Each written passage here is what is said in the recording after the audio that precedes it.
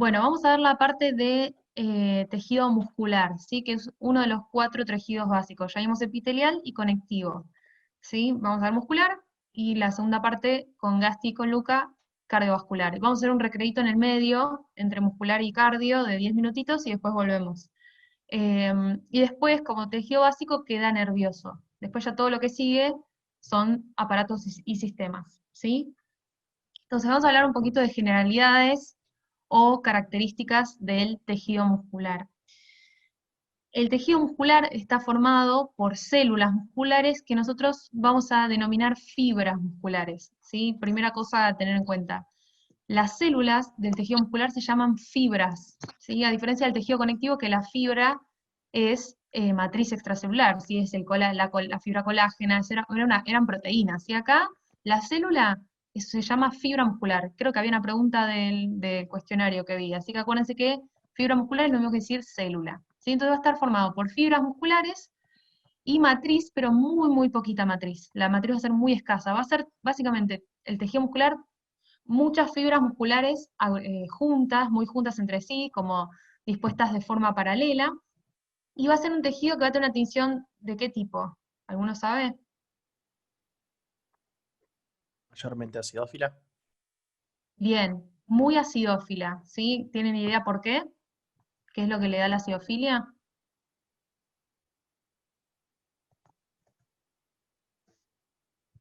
Puede ser por los filamentos de actina. Muy bien, en parte sí, o sea, el tejido va a ser acidófilo porque es principalmente fibras musculares que son muy acidófilas, o sea, el citoplasma de la célula fibra muscular es muy acidófilo porque tiene muchas proteínas, entre ellas actina, ¿sí? Filamento de actina, pero también va a tener miosina y un montón de proteínas accesorias. Eso vendría a ser todo el citoesqueleto de la célula que está muy desarrollado en este caso. Y tiene las proteínas de la contracción, ¿sí? Que va a ser la principal función del músculo, ¿sí? La contracción muscular. Y además, las fibras musculares van a tener un montón de mitocondrias, ¿sí? Las mitocondrias siempre decíamos que daban acidofilia porque como tienen muchas proteínas dentro, las mitocondrias, eso siempre da acidofilia en una célula. Entonces una célula que tenía mitocondrias, las tenía para generar energía, ATP. Entonces cualquier célula que necesite generar mucha energía, siempre va a tener mitocondrias y siempre va a tener un citoplasma que va a ser más bien acidófilo, ¿sí? ¿Qué más les puse acá? A ver. Bueno, la función básicamente es eso, ¿sí? La excitabilidad, porque van a responder a un estímulo nervioso y a partir de ello van a generar una contracción, ¿sí? Obviamente después van a volver a su estado relajado. Bueno, lo que les decía, que hay muy poca matriz extracelular, las células están muy juntas.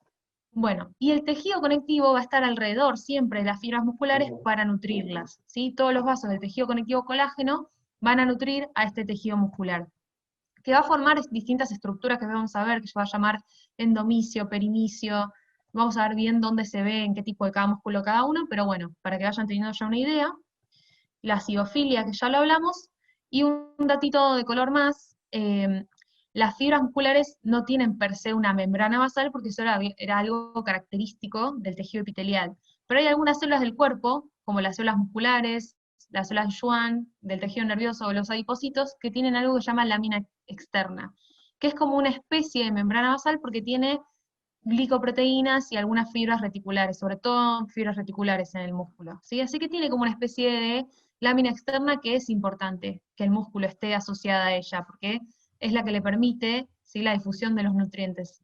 Hay patologías que hacen que esa conexión con la lámina externa se pierda, que se llama distrofia de Duchenne, no importa, no tienen que saber, y ahí se altera la vascularización del músculo y ese músculo se necrosa, se muere, ¿sí? Entonces es importante esa lámina externa. Bueno, y acá les puse las formas en las que decimos a las organelas, a la membrana plasmática, etcétera, en el músculo. Como dijimos, la célula muscular se va a decir, a partir de ahora le vamos a decir fibra muscular, o también le pueden decir miocito. Todo lo que sea músculo siempre tiene el prefijo sarco, ¿sí? La membrana plasmática va a ser el sarcolema, el citoplasma, el sarcoplasma, las mitocondrias se llaman también sarcosomas, y el retículo endoplasmático liso, retículo sarcoplasmático. Es lo mismo, simplemente que le ponen todos los nombres del tejido muscular, ¿sí? Bueno, ¿cuál es la clasificación del tejido muscular? ¿Qué 3 tipos de músculos tenemos? Liso, estriado y O sea, estriado esquelético y cardíaco. Perfecto, tenemos músculo liso, músculo estriado esquelético y músculo estriado cardíaco, ¿sí? ¿Qué quiere decir estriados? Que los que sean estriados van a tener estriaciones al corte longitudinal, que después vamos a ver bien cómo se ven. El liso justamente no va a tener estriaciones. Entonces tenemos el músculo estriado esquelético, es el que ustedes vieron en el locomotor, ¿sí? Es el músculo del movimiento, de la postura, porque son los músculos del dorso, los músculos que mueven los ojos, y hay alguna que otra víscera que también tiene músculo estriado esquelético, que lo van a ver cuando veamos digestivo, ¿sí? El estriado cardíaco está básicamente en corazón. Creo que el ROS dice que también está como en el inicio de los grandes vasos, no sé, no lo recuerdo, algo me pareció medio raro, pero bueno, básicamente ustedes acuérdense que está en corazón. Y el músculo liso es el músculo liso o visceral, justamente porque está en las vísceras, ¿sí? También está en los vasos, que lo van a ver con Gasti, y detallecitos, también está en el músculo erector del pelo, y los músculos intrínsecos del ojo, que son los que mueven la pupila, ¿sí? Los extrínsecos mueven el ojo, los intrínsecos la pupila, ¿sí? La dilatan o la hacen más chiquita. Pero esto para que tengan una idea de más o menos dónde lo ubicamos. Bueno, y así se van a ver los tres tipos de músculo. Este esquemita lo saqué del Histology Guide, ¿sí? Está bueno. Recomendación que para este tejido tengan primero características, clasificación y cómo se ve al microscopio óptico en el corte longitudinal y en transversal cada músculo. Después se meten con lo chiquito, pero eso que les digo es lo básico, ¿sí? Que lo que no puede fallar y que no pueden no saber, ¿sí? Después contracción muscular ya es un tema teórico que se van a meter y estudiar después, pero esto es lo más importante. Bueno, después vamos a volver a este cuadrito, ¿sí? Esto quería mostrarles para que después, si quieren, en Histology Guide lo buscan, pero también está en el ROS, está en el Brusco, estos esquemas están en todos lados, ¿sí? Bueno, vamos a ver este preparado, que es un preparado de lengua, les cuento. Va a tener este preparado, no nos vamos a detener en todos los otros tejidos, simplemente puse un preparado como a lo grande para que comparen las tinciones. Fíjense que tenemos en este caso una luz, que es la superficie externa, ¿sí? De la cavidad oral, que contacta con la lengua, ¿sí? Y la lengua va a tener un epitelio plano estratificado. Yo les digo que es plano, uno debería hacer más aumento y ver que el último estrato apical es plano, ¿no? O sea, para decirlo con certeza, bueno, estratificado nos damos cuenta todos porque tiene un montón de estratos ya con este aumento. Y generalmente si tienen esa cantidad de estratos son en general plano estratificado, pero a ustedes, bueno, les deberían poner una foto donde se vea bien el último estrato para poder decirlo, el más apical.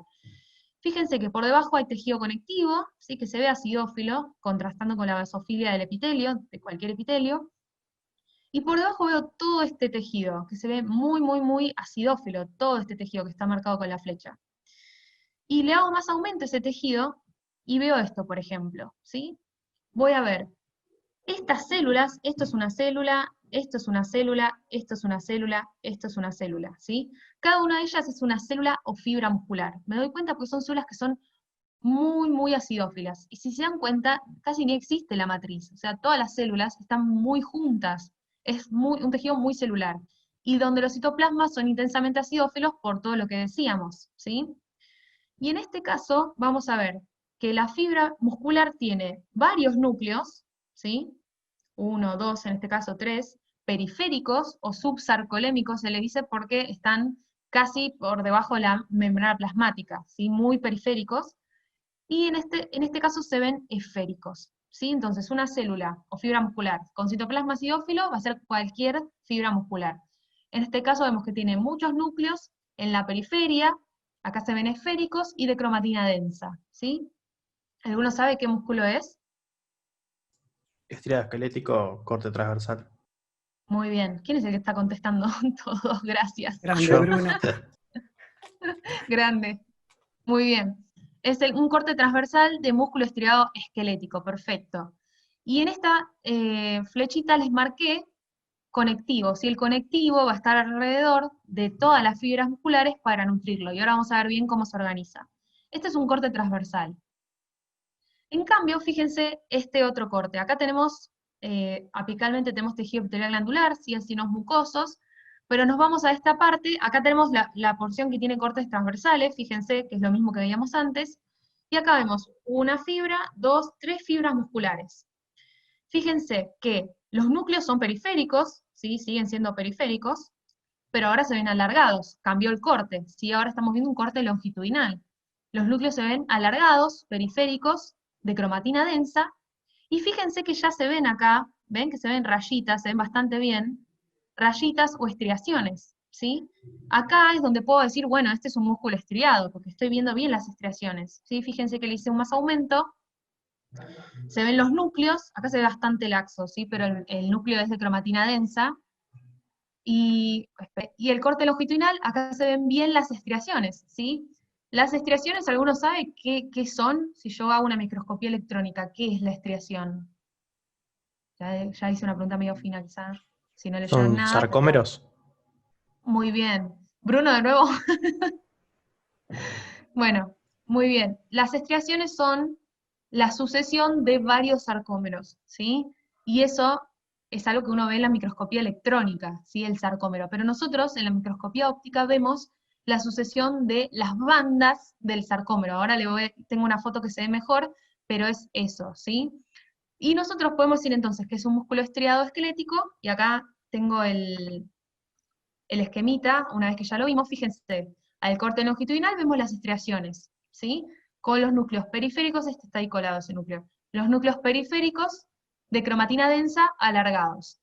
Y en el corte transversal no veo las estriaciones, y veo que sigue siendo una célula multinucleada con núcleos periféricos de cromatina densa y esféricos, ¿sí?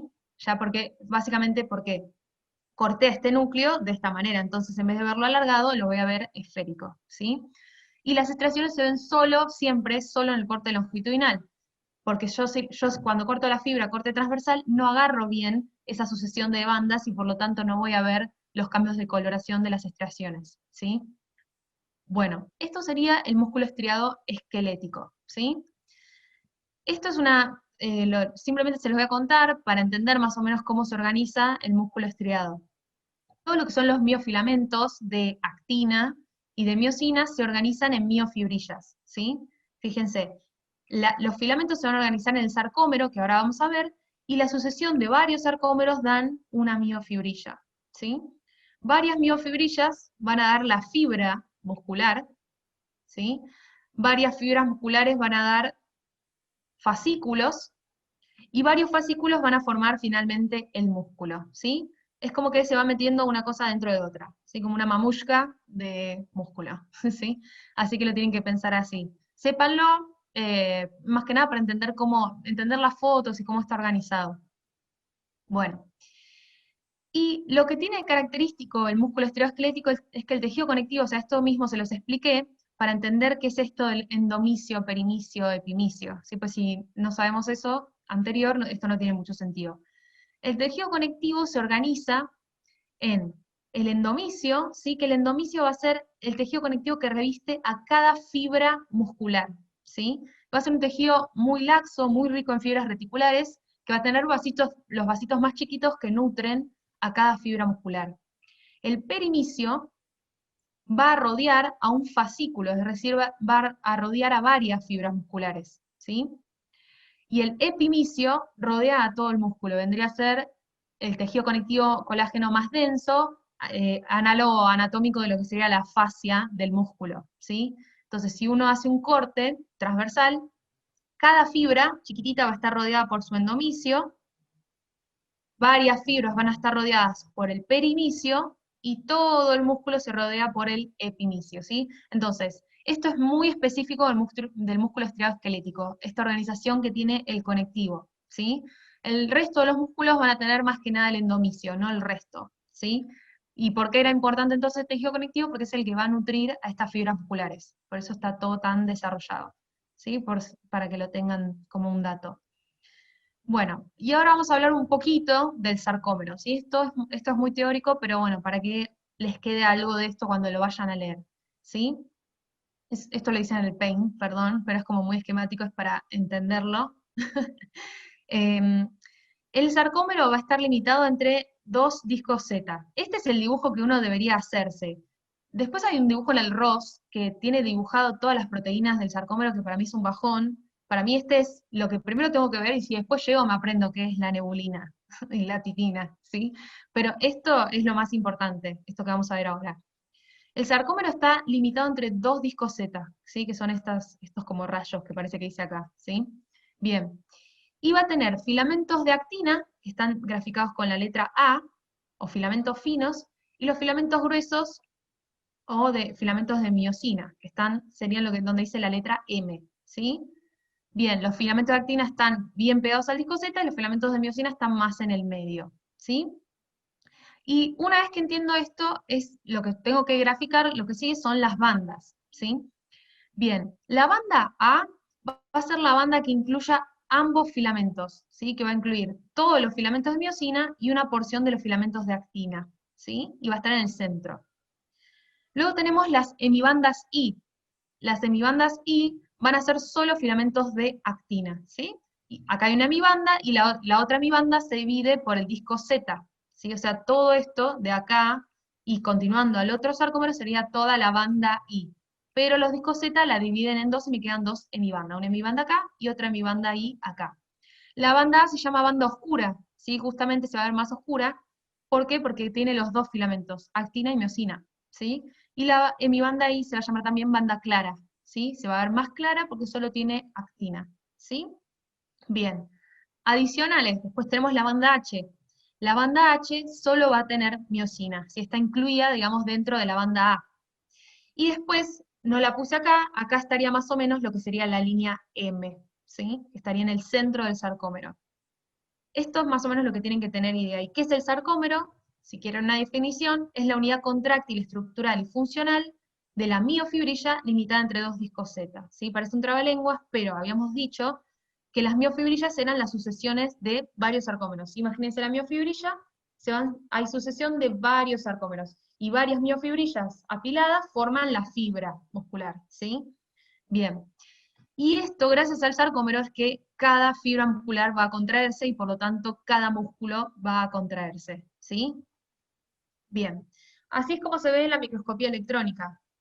Fíjense que todas estas son las miofibrillas, todo esto sería la fibra muscular, y esto de acá sería un sarcómero, ¿sí? Esto es microscopía electrónica, obviamente esto no lo vemos en el preparado con H&E.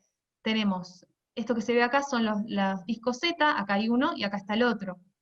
Esto que se ve más claro es la hemibanda I, y acá al otro lado la hemibanda I. Y lo oscuro es toda la banda A, ¿sí? Así se ve en la microscopía electrónica. Acá lo tienen de nuevo, ¿sí? La banda A con las hemibandas I, la banda H que se ve un poquito más clara también, porque sería solo miosina, y todo el sarcómero, ¿sí? ¿Les van a tomar el sarcómero? Sí. Las composiciones de las bandas, qué pasa en la contracción, no tan a detalle cada proteína, pero sí esto que estamos viendo, ¿sí? Cómo está compuesta cada banda. ¿Lo entendieron? ¿O quieren verlo de nuevo? Hola, disculpa. No me quedó claro lo de la línea M. ¿Cuándo se vería?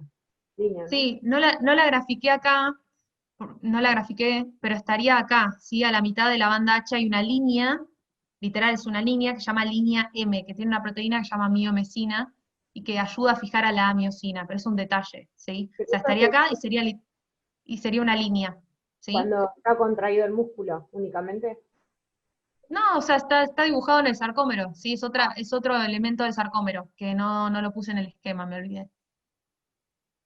Listo, listo, gracias. Estaría acá, la línea M, ¿sí? Línea M, como en el centro de la banda H. Bien. Y esto es lo que se ve muy bien, ¿no? Porque esta es una foto del ROS, no se ve tan así en nuestros preparados.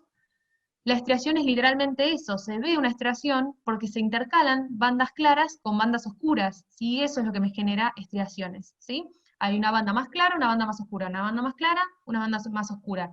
Y acá tengo un montonazo de sarcómeros, todos apilados ordenaditos. Entonces tengo varias, acá tengo una miofibrilla, acá tengo otra, acá tengo otra, acá tengo otra. Y todos los sarcómeros están apilados en el mismo lugar, entonces eso me da las diferencias de coloración, ¿sí? Al tener bandas claras y bandas oscuras.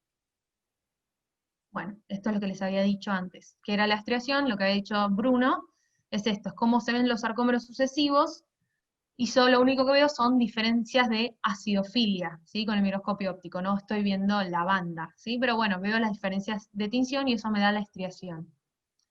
Bueno, el músculo estriosquelético, esto lo hablamos muy rápidamente, tiene todo un sistema que se llama sistema T, ¿sí?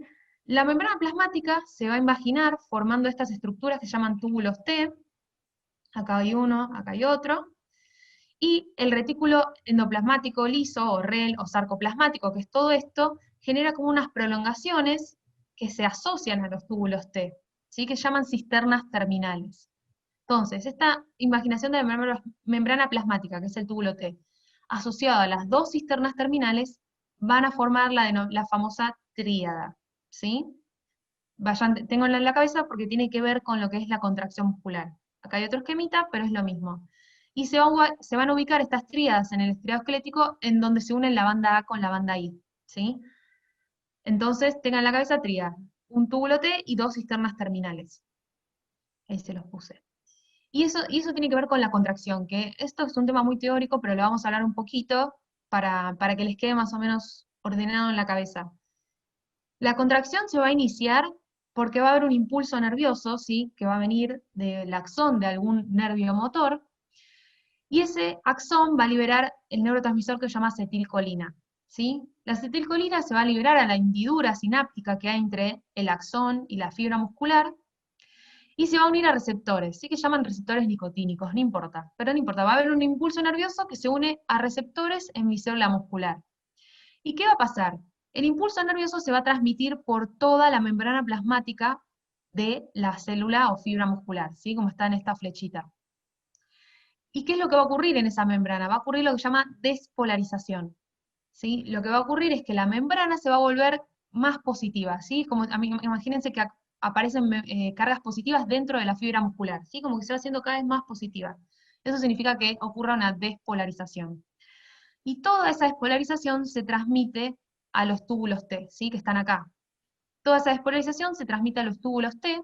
Los túbulos T tienen como unas proteínas que sensan que cambió la polaridad y sensan que hubo cambios en esa membrana, y le dicen a la cisterna terminal, che, hay que empezar la contracción, ¿sí? Entonces el túbulo T, que estaba íntimamente asociado a la cisterna, que es esto, que está pegadito, hace que la cisterna terminal libere calcio, ¿sí?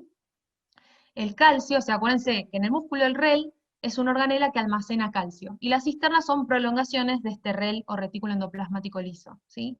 Entonces el calcio que se libera al citosol se va a unir a unas proteínas que están en el sarcómero que llaman troponinas, ¿sí? Que están asociadas a los filamentos de actina, se va a unir a la troponina C, si me la tengo que acordar, es C por calcio, ¿sí? Se va a unir a la troponina C, que influye sobre la troponina I de inhibe, porque la troponina I lo que estaba haciendo era inhibir el sitio de unión de actina con la miosina. Cuando el calcio se une a todo el complejo troponina, la actina y la miosina se pueden unir, y puede ocurrir la contracción, ¿sí? Eso es básicamente los fenómenos que ocurren. ¿Qué más necesito? Necesito ATP.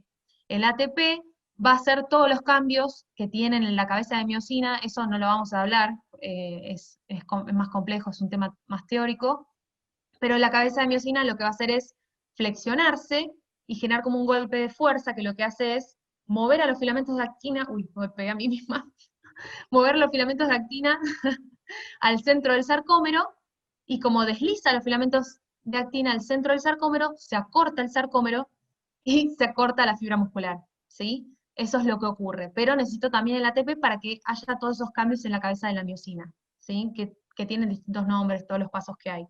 Pero lo que más me importa es que sepan qué cosas necesito para la contracción, que se las puse acá. Necesito todo el citoesqueleto, ya sea el sarcómero o no, porque van a ver que en el músculo liso no tenemos sarcómero, pero igual tengo todo un citoesqueleto que me va a garantizar la contracción. Necesito ATP, ¿sí? Necesito calcio y necesito un impulso nervioso. Básicamente yo siempre hago esta pregunta en los parciales, como, ¿qué necesito para la contracción? Y después uno empieza a indagar. Pero necesito estas 4 cosas principalmente, ¿sí? Y acá les puse unos cambios para que vean qué es lo que ocurre durante la contracción. Un sarcómero relajado, acá lo tienen, ¿sí? Con la banda I, que tenía solo actina, la banda A, que tenía actina y miosina, ¿sí? Cuando ocurre la contracción, fíjense que la banda A sigan esta línea, ¿no? La banda A no modificó su longitud, ¿sí? Permaneció igual, y la banda I se acortó. ¿Por qué? Porque los filamentos de actina se fueron hacia el centro del sarcómero, ¿sí? Entonces la banda I se acorta, pero la banda A no. ¿Eso puede ser una pregunta de choice? Sí. Entonces, ¿qué banda permanece constante durante la contracción? La banda A. ¿sí? La banda A, como les puse acá, no modifica su longitud. Se deslizan los filamentos finos sobre los gruesos, o sea, la actina sobre la mesina, se acorta el sarcómero y se acorta la banda I, no la banda A, ¿sí? Bien, esto nada, es súper detalle. El ATP no solo es necesario para la contracción, sino también para la relajación. El calcio que queda en el citoplasma después tiene que volver al retículo endoplasmático liso, y lo hace con gasto de energía. De hecho pasa, no sé si conocen o le escucharon alguna vez el rigor mortis de las películas, o no sé, de alguna serie o algo, que los cadáveres, así como les hace Gasti, de la nada uno se asusta, pero es como, tipo, el cadáver tiene vida, y no, se contrae, capaz de la nada te levanta las manos, porque quedan los músculos muy tensos y contraídos, porque en la persona muerta, digamos, no se sintetiza más ATP. Entonces, como no hay más ATP, no hay relajación muscular, y eso hace que haya como una contracción y una tensión de los músculos. Eso es lo que pasa en el rigor mortis. Creo que el Ross capaz se los explica. Es un dato de color, pero bueno, es algo interesante que pueden asociar a, no a la medicina, sino a legal y forense, pero bueno, nada. Ah, Nato. Entonces, a Anatos, ¿verdad? De lo que vimos ahora, cómo se ve al corte longitudinal y corte transversal, y tienen que saber la contracción. Y cómo está compuesto el sarcómero, cuáles son los pasos de la contracción, que lo hablé rápido, esto después queda grabado y ustedes lo pueden volver a ver, pero la idea no es dar un seminario, sino que supone que ustedes hayan leído. Yo les resumí como para que cuando ya lo estudiaron o leído, me puedan escuchar y puedan entender todo bien con el tiempo, ¿sí? Lo repetí, pero bueno, nada, capaz lo dije muy rápido. Y Fue entender una muy esto que les buena dije, explicación, Mar. Quería bueno, hacer ojalá ese comentario. Fue excelente, súper clara, sintética y bueno, algo que para que aprovechen ustedes del otro lado también, ¿eh? no, gracias, Pero Gasti, ojalá lo hayan entendido y ojalá hayan podido leer algo y aprovechado. Pero bueno, después esto de cómo cambian las bandas es clave, ¿sí? Porque se retoma. Y esto está en el ROS. Yo todo lo que saqué creo que es del ROS. Bueno, esto es del Geneser, pero es lo mismo. Fíjense cómo la banda A no modifica su longitud y la que está chica es la banda I. Bueno, perfecto. Y vamos a pasar a otro músculo. Bien. Este tejido muscular, lo que ya vemos de diferente es que no es tan fácil distinguir entre cada fibra muscular, ¿sí? En el músculo esteroesquelético se veían muy diferenciadas cada una de las fibras, acá me cuesta un poco más, ¿sí? Esta foto también es del ROS. Fíjense que los núcleos son nada que ver, son núcleos ovalados, el otro eran más alargados, acá son más ovalados, más gorditos, y de cromatina bien laxa, hasta se ve el nucleolo, ¿sí? De cromatina laxa. Hay un núcleo o dos, como mucho, por célula, y es central, ¿sí? Que acá es un poco difícil de verlo, tengo otra foto, acá se ve bien, por ejemplo, fíjense que acá se mezcla un poco las fibras, pero acá sí, esta es una fibra, o sea, una célula, donde el núcleo se ve que es central y es único, ovalado de cromatina laxa, ¿sí? Y se ve ya, con este aumento se ven las estriaciones, ¿sí? O sea que estoy viendo un corte longitudinal del otro músculo estriado, ¿sí? El músculo estriado cardíaco. Por todo lo que dijimos, es un corte longitudinal de músculo estriado cardíaco. Y además, fíjense que tienen como, además de las estriaciones, tienen como unas líneas que se ven más acidófilas que las estriaciones, como que no son estriaciones, son otra cosa, ¿sí? Que están uniendo a las fibras musculares. ¿Alguno sabe qué son? Que acá Picos lo dice en intercalares. inglés. Claro, muy bien. Son los discos intercalares. Son las uniones específicas que tiene el músculo estriocardíaco, que ahora lo vamos a hablar un poquito. Fíjense que acá con más aumento se ven los discos intercalares, que se ven acidófilos porque son proteínas. También se les llama bandas escaleriformes porque se ven como una escalerita, ¿sí? Literal. Y además, fíjense que el asterisco marca generalmente alrededor del núcleo, acá también se ve, y acá con más aumento, se ve un halo pálido, ¿sí? Un halo pálido o H negativo, que es un halo de glucógeno, que es algo también característico del músculo estriado cardíaco, ¿sí?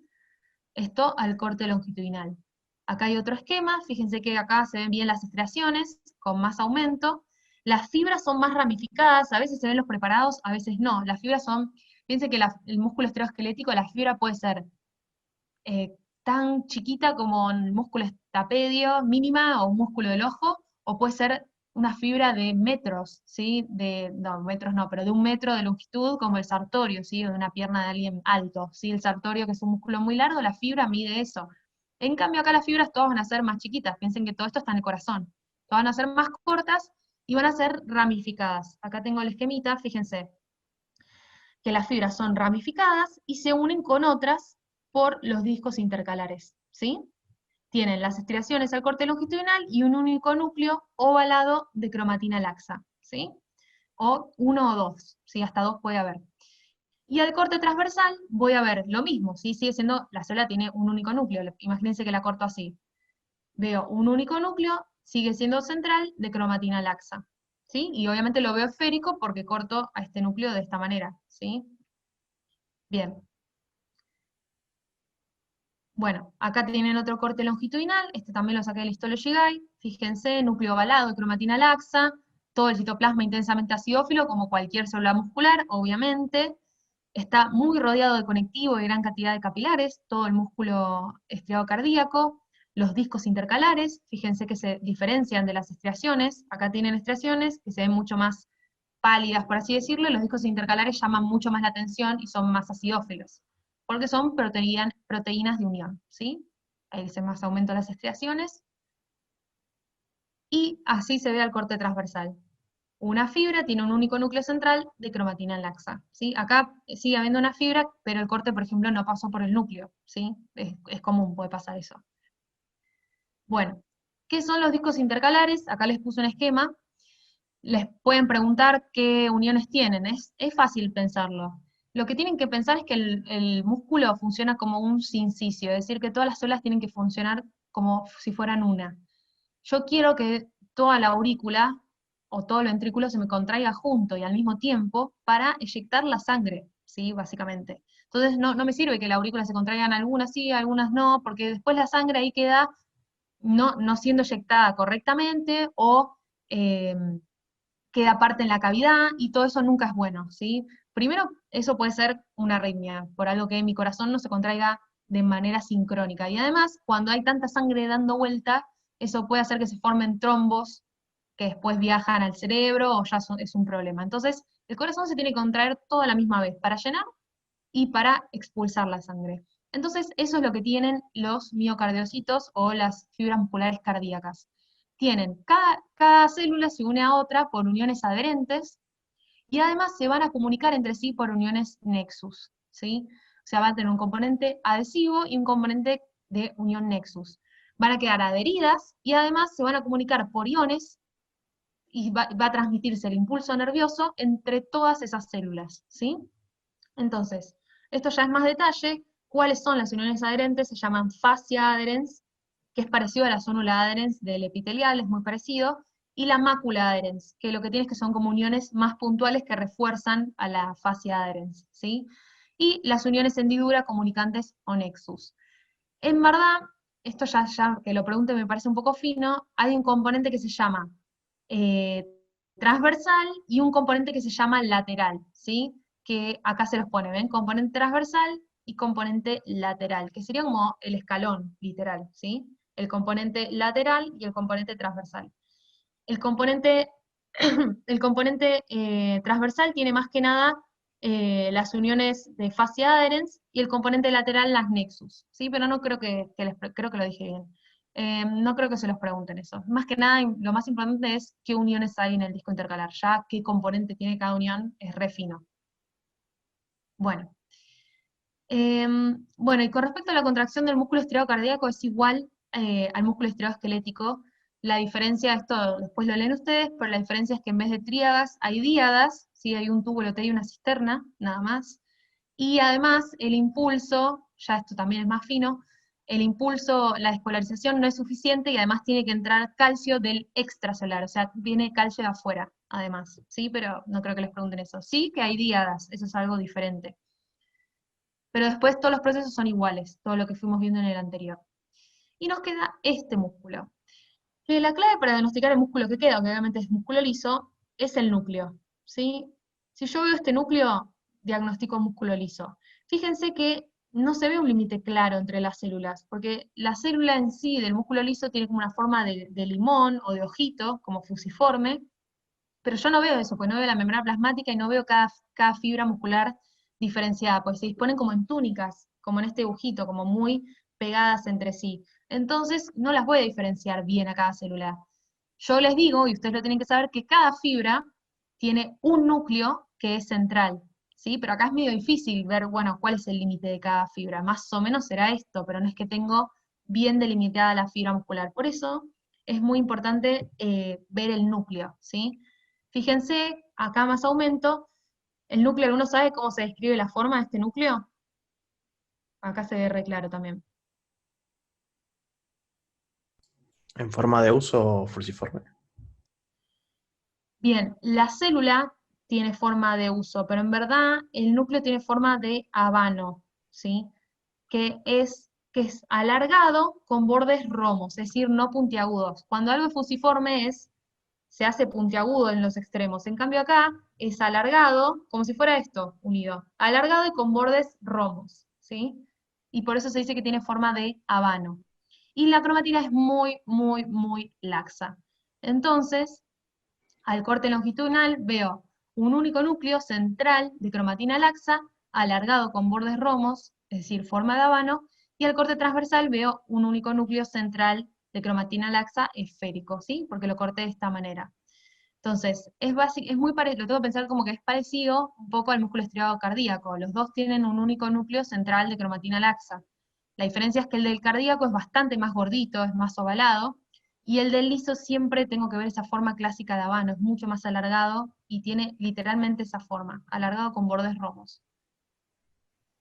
Bueno, esto les voy a decir dos palabras, pero también lo tienen que estudiar. La contracción del músculo liso es nada que ver.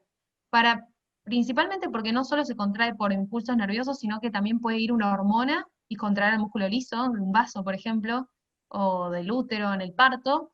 Una hormona puede hacer eso, no es solo la acetilcolina o un impulso nervioso. Y hasta también fuerzas de resistencia, por ejemplo, la vejiga, cuando se llena, tiene todo un mecanismo sensitivo que lo que hace es decir, bueno, tengo que hacer pis. Entonces hay como todo un mecanismo de estiramiento de la vejiga que hace que yo tenga que hacer pis, por ejemplo, no es que es solo un impulso nervioso. Y la diferencia es que sí, acá también tienen actina y miosina, ¿sí? La diferencia es que no va a haber sarcómeros, se van a organizar, creo que les puse otra foto acá, se van a organizar de manera oblicua todos estos filamentos, ¿sí? Van a haber análogos, ¿sí? En vez de túbulos T voy a tener caviolas, en vez de cisternas terminales voy a tener vesículas de REL, en vez de disco Z voy a tener cuerpos densos, pero también tienen la misma proteína que los discos Z, entonces hay muchos análogos, pero la fibra es diferente, ¿sí? Y la contracción, por lo tanto, también es diferente. Luego que haya un impulso nervioso y que también entre calcio de afuera, la diferencia es que ese calcio que entra de afuera y que también sale del REL, se va a unir a una proteína que se llama calmodulina, ¿sí? Forma un complejo calcio-calmodulina, y ese complejo se va a unir a esta proteína que se llama MLSK, o sinasa de las cadenas ligeras de miosina, y lo que va a hacer este estímulo del calcio-calmodulina con gasto de ATP, lo que se va a hacer es fosforilar a las cadenas ligeras de miosina, y eso permite que se libere el sitio de unión de la actina a la miosina. Y entonces en presencia de ATP tendré la contracción muscular. Entonces la diferencia es que acá hay un mecanismo de fosforilar a la miosina, ¿sí? Y que el calcio se tiene que unir a una proteína accesoria, que es la calmodulina, ¿sí? A diferencia de el otro músculo que era el músculo estriado. Y el músculo cuando se contrae como por distintas zonas, o sea, no es que simplemente se acorta y, como la otra que era mucho más simple, el sarcómero se acortaba. Acá como que el músculo se contrae de esta manera, y se contrae más lento y con poco gasto de ATP. Puede estar contraído un montón de tiempo el músculo liso, como por ejemplo, haciendo contracción un vaso para aumentar la presión, o no sé, qué más puede ser. Pero bueno, puede estar, o el peristaltismo, ¿sí? Como el músculo capaz está contraído un montón de tiempo en el tubo digestivo. Entonces como que tiene un par de cositas diferentes, ¿sí? La contracción. Bueno, acá les puse, no para que lo discutamos todo, pero simplemente para que después lo vean ustedes, porque está muy bueno. Tienen este cuadro comparativo que dicen, bueno, después de que más o menos me estudié todo, sé cómo se ve al microscopio, entendí la contracción, después miran este cuadro que les resume todo, ¿sí? De cómo se ve al esquemita en transversal y longitudinal, cómo se ven los núcleos. Esto es del brusco, y después tienen del ROS, fíjense que tienen también su cuadrito comparativo, ¿sí? Para que después lo miren, les explica un montón en el cuadrito, está buenísimo, hasta la contracción. ¿Qué no les dije? A ver. Bueno, hablamos de las uniones del disco intercalar, el músculo esteroesquelético no tiene uniones entre sus células, el músculo liso sí, tiene uniones nexus. Podría llegar a aparecer algo, alguna preguntita de eso. Y se acuerdan que en el músculo esteroesquelético hablamos de endomicio, perimicio y epimicio. En los otros dos músculos es más que nada endomicio, o sea que hay un tejido conectivo más laxo rodeando a cada fibra y nada más. No está toda esta organización que se ve en el esquelético. Y bueno, no, esto es un detalle. El único que tiene algo de regeneración es el liso y un poquito el esteroesquelético. El que no se regenera es el músculo estriado-cardíaco. ¿Sí? El músculo, el miocardio, que después van a ver con Lucas, se lesiona, por ejemplo, un infarto. Cuando en el infarto le llega poca sangre al miocardio, eso se lesiona y empieza todo un periodo de que ese miocardio se transforme en una cicatriz fibrosa, ¿sí? Y ya perdiste para siempre ese músculo, no hay regeneración. Por eso es tan importante cuidarnos, porque lo que se pierde del miocardio no se recupera, ¿sí? Así que bueno, acá lo tienen, no en condiciones normales. Y bueno,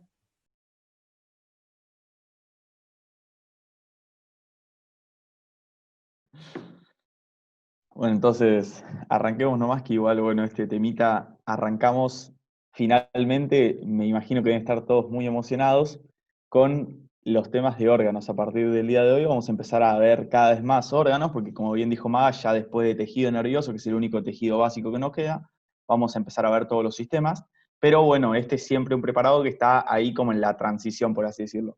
Entonces, cuando nosotros empezamos a hablar de órganos, es muy importante una primera clasificación que hacemos siempre que arrancamos, que es respecto a si el órgano es macizo o es hueco. Esto significa justamente, como bien decimos, si el órgano es completamente macizo, o sea que no encontramos nunca una luz central, o en cambio cuando es hueco, como es el caso bueno de este órgano que vamos a describir a continuación, sí encontramos una luz central. Y esto a nivel histológico lo que nos hace es determinar, por así decirlo, por dónde vamos a empezar a describir o analizar, por así decirlo, el preparado en este caso. Si el órgano es macizo, siempre lo vamos a analizar desde la periferia hacia el centro del órgano. Y en cambio, cuando el órgano es hueco, como es este caso, lo vamos a analizar desde la luz central, que bueno, ya vamos a determinar cuál es la luz en este caso, y a partir de la luz hacia afuera, o sea, hacia la periferia del órgano. Esto como para ya arrancar así, bien definiendo cuándo un órgano es macizo y cuándo es hueco.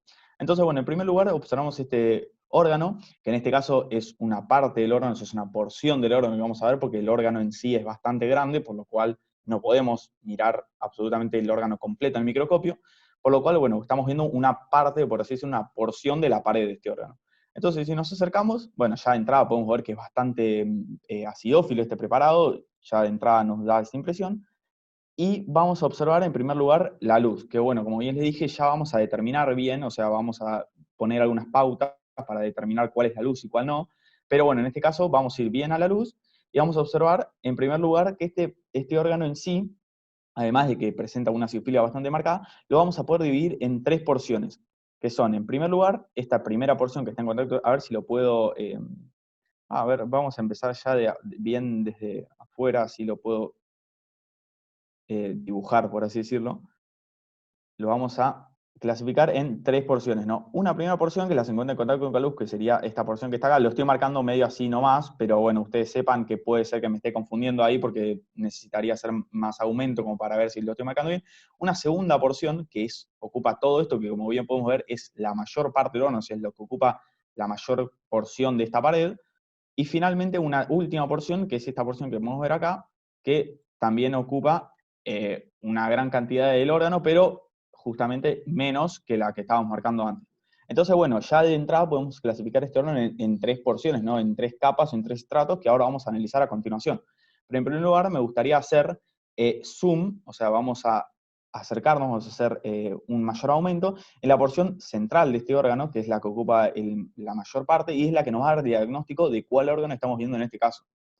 Entonces, si nos acercamos bien, les voy comentando, quiero que me lo clasifiquen ustedes este órgano, pero les voy a dar una pista diciéndoles que este es un corte transversal de la pared. Entonces, podemos ver estas células redondas, o sea, de una morfología más bien esférica, en este corte transversal claramente, que observamos estos núcleos centrales de cromatina laxa, y que en algunos casos, a ver si ya veo alguno por acá, podemos observar, bueno, por ejemplo, estos espacios ópticamente negativos que corresponden a un halo claro, perinuclear. Entonces, ¿a cuál de los tejidos de los cuales estamos hablando recién les parece que podemos estar clasificando en este caso?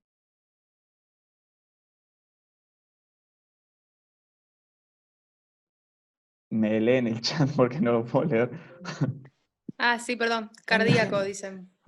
Bueno, perfecto. Entonces estamos hablando, como bien dijeron, de un músculo estriado de tipo cardíaco. Entonces ya si estamos hablando de un músculo estriado de tipo cardíaco, podemos hacer diagnóstico que este órgano, justamente, como bien nos dijo Hamada, es el único órgano en el cual vamos a encontrar músculo estriado cardíaco, fuera de esta, tal vez esa excepción en la cual podemos encontrar en algunas porciones de los grandes vasos. Estamos hablando justamente del corazón. Entonces, lo que vamos a estar clasificando nosotros, que era lo que yo antes les mencionaba como estas tres capas, van a ser la porción que está en contacto con la luz, que corresponde al endocardio, una porción muscular, que es la que contiene justamente el músculo estriado cardíaco, y que es la más prominente, que es lo que se llama miocardio, y finalmente la última porción, que es la que va a estar en contacto con, por así decirlo, con la pared, o sea, con el exterior, que ahora ya vamos a ver cómo está conformada, que es lo que se conoce como epicardio. Entonces, bueno, como ya les dije, al ser un órgano hueco, lo vamos a escribir desde la luz, que es justamente la que va a estar en contacto con el endocardio, hacia la periferia. Entonces arranquemos con el endocardio, ¿no? Vamos a hacer zoom en este endocardio que se encuentra por acá, y podemos ver, en primer lugar, un primer tejido que me gustaría que también me lo clasificaran ustedes, que es justamente este que se encuentra acá en contacto con la luz. Miren, acá podemos ver una célula, esta morfología alargada, una monocapa de células de morfología alargada. ¿A qué tejido les parece que podría corresponder en este caso?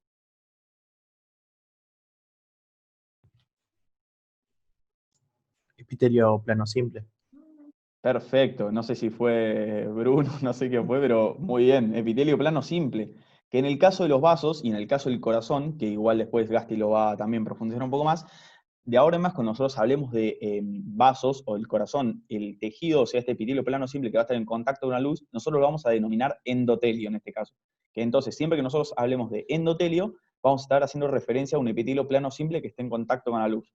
Entonces, bueno, justamente un endotelio, que es la primera capa del endocardio, subyacente a este endotelio vamos a encontrar una particularidad que no solemos ver en la histología, que se encuentra en algunos lugares particulares, que subyacente a este endotelio vamos a encontrar un tejido conectivo, colágeno, pero en este caso de tipo denso, lo cual nos llama la atención porque igual siempre consideren que el endocardio, como bien les decía antes, es una porción del órgano bastante reducida, por así decirlo. No vamos a delimitar de una manera perfecta dónde comienza esta porción de tejido conectivo colágeno laxo y dónde, bueno, va a arrancar luego el miocardio. Es como medio superpuesto todo. Pero bueno, sepan que subyacente a este primer endotelio vamos a encontrar un tejido conectivo colágeno denso, que como bien les decía, es característico de este órgano porque por lo general, subyacente a un epitelio, siempre vamos a encontrar tejido conectivo colágeno laxo. Es raro que encontremos denso. Entonces, una de las particularidades que tiene justamente este órgano es esta característica que tiene colágeno denso subyacente al epitelio. Que otro órgano, por ejemplo, que vamos a ver mucho más adelante, la cursada ya al final de la materia, que tiene esta característica, es por ejemplo la córnea en el ojo. O sea, esta porción es una porción del ojo que ya vamos a ver más adelante, pero que también subyacente a un epitelio vamos a encontrar tejido conectivo colágeno denso, no modelado, ¿no?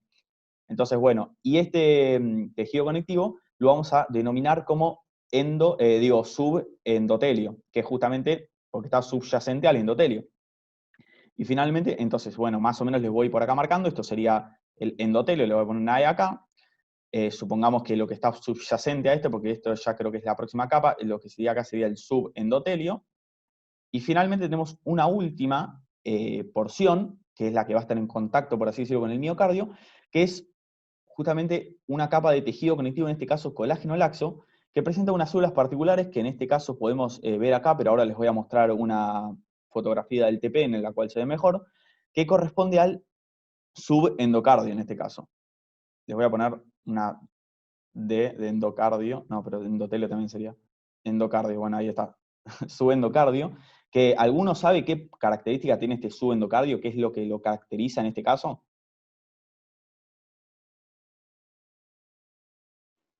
Bruno. Porque contiene vasos y nervios, sobre todo por las células por las fibras de Purkinje. Perfecto, ahí está, las fibras de Purkinje. ¿Qué serán las fibras de Purkinje, no? Las fibras de Purkinje son unas células cardíacas como las que podemos ver acá abajo, o sea, miocardiocitos, por así decirlo, tejido muscular estriado cardíaco, pero son células modificadas en este caso, que tienen la característica de que lo que van a hacer va a ser proporcionar, por así decirlo, generar el impulso nervioso que le va a dar justamente el latido al corazón, que es lo que nos decía Maga antes. Entonces estas células se encuentran agrupadas, por así decirlo, en determinados lugares. O sea, ustedes ahora que supongo que ya habrán visto corazón en Lo anatomía. vieron, ¿no? Sí, Sistema de supongo que sí, ¿no? conducción. ¿En Claro. SPLAC no? No sé. Sí, ¿no? Sí, es verdad. Yo Uy, confío en que lo vieron. ¿saben qué me acuerdo? No me acuerdo cómo era, pero que había que aprenderse el triángulo de Koch. El No triángulo. sé qué era, pero era algo de corazón. Tremendo. Pero sé que era algo de eso, del sistema de conducción. Bueno. Exactamente, estas fibras o células de Purkinje son justamente las que van a formar parte, como bien dice Maga, del sistema de conducción del corazón. No van a ser las células cuya función es justamente la de generar el impulso nervioso que le va a dar lugar a la contracción del corazón. Entonces, bueno, acá vamos a mejor ir a ver el TP, como les decía, que acá se ven un poquito mejor las células, las fibras de Purkinje, la cual, bueno, podemos ver nuevamente el endotelio, que es el que está en contacto con la luz. Como bien podemos ver acá, encontramos eritrocitos, ¿no? Estas células. No se ve, ¿eh? Sí. ¿O soy solo yo? Ah, puede ser que esté, a ver, compartiendo. Como que tenés que Sí. compartir como otro Ahora, lugar. ahora. Claro, Ahora sí. ahí va. Ahí está. Sí, había compartido solo el preparado. Ahí está. Entonces, bueno, encontramos este tejido, que es justamente, nuevamente, una magnificación, un aumento del tejido que estábamos viendo antes, en el cual podemos observar, como bien les decía anteriormente, el endotelio, con este epitelio plano simple, que se encuentra en contacto con la luz, que también podemos observar estas células que corresponden a eritrocitos. Subyacente a esto podemos encontrar, bueno, este tejido conectivo colágeno denso, que se caracteriza justamente porque encontramos fibrocitos, entre otras células, que son estas células de una cromatina densa, bien características, y subyacente a este último subendotelio, que era lo que estábamos mencionando antes, encontramos, bueno, justamente el subendocardio, que es la porción donde vamos a encontrar las fibras de Purkinje, que son estas células de gran tamaño. O sea, si nosotros comparamos una célula de Purkinje, una fibra de Purkinje, contra un miocardiocito, vamos a observar en primer lugar que la fibra de Purkinje tiene un tamaño un poco mayor que un miocardiocito. En segundo lugar, también vamos a observar que en el anterior preparado también se veía bien, vamos a observar que son un poquito más pálidas. Se puede observar una diferencia en la intensidad de la tinción acidófila del citoplasma. Esto se debe más que nada a que estas fibras particulares no tienen tantas estriaciones sarcosómicas, o sea, por así decirlo, no tienen tantos sarcómeros como sí tienen los miocardiocitos propiamente dichos. Justamente porque su función más que nada es la de generar el impulso nervioso. En cambio, los Tiene miocardiocitos lo que mucho hacen glucógeno. claro, lo que hacen, y además, ¿no? Y justamente es transmitirlo. Y finalmente, como bien dice Mada, tenemos, bueno, el núcleo de cromatina laxa bien central, y alrededor de este núcleo vamos a observar el halo claro perinuclear, un poco más grande también en algunos casos, que justamente se corresponde a porque estas células presentan una gran cantidad de glucógeno porque tienen que generar el impulso nervioso. Entonces, bueno, estas son justamente las fibras de Purkinje, que como bien dijo Bruno, son las que van a caracterizar el subendocardio. Si alguien les pregunta qué vamos a encontrar en particular en el subendocardio, son las fibras de Purkinje, aunque sepan que justamente las fibras de Purkinje, al ser parte del sistema cardionector, las podemos encontrar también en otras zonas. O sea, en lo que tiene que ver con los nodos aurículo-ventricular y el sinusal también las podemos encontrar, en las ramas de His también las podemos encontrar, pero bueno, generalmente las nombramos en el subendocardio como lugar particular, pero sepan que también están en otros lugares. Entonces, bueno, ya terminando de haber definido lo que yo les decía como el endocardio, podemos pasar a ver la segunda porción del órgano, que es justamente lo que les comentaba como el miocardio, ¿no? Que es justamente la porción más prominente del órgano, que la verdad que no hay mucho para decir el miocardio, porque es básicamente lo que nos venía diciendo más anteriormente, es todo tejido conectivo, tejido muscular estriado cardíaco. Vamos a observar también que está muy vascularizado, presenta, bueno, tejido conectivo colágeno laxo, subyacente a la célula, o sea que podemos observar por acá, ¿no? Y bueno, la verdad que no sé si hay mucho más para decir del miocardio. Si alguno me quiere comentar algo, Mago, Gasti o Euge, la verdad que yo no sé si hay mucho más para decir del miocardio. No. Después es algo anatómico, o sea, Claro, nadie les va a preguntar diferencias de aurícula y ventrículo, es simplemente la capa de músculo, que algo deben haber claro. visto en anato. El músculo es mucho más en ventrículo, pero ustedes solo tienen que saber lo que les dice Luca. Después, el Ross habla de las válvulas y todo eso, creo, o sea, nunca en la vida se tomó eso. O sea, Sí, no. es muy práctico corazón lo que les dice Luca. Y bueno, finalmente podemos pasar entonces a la última porción de este órgano, que es justamente lo que nosotros vamos a denominar como epicardio.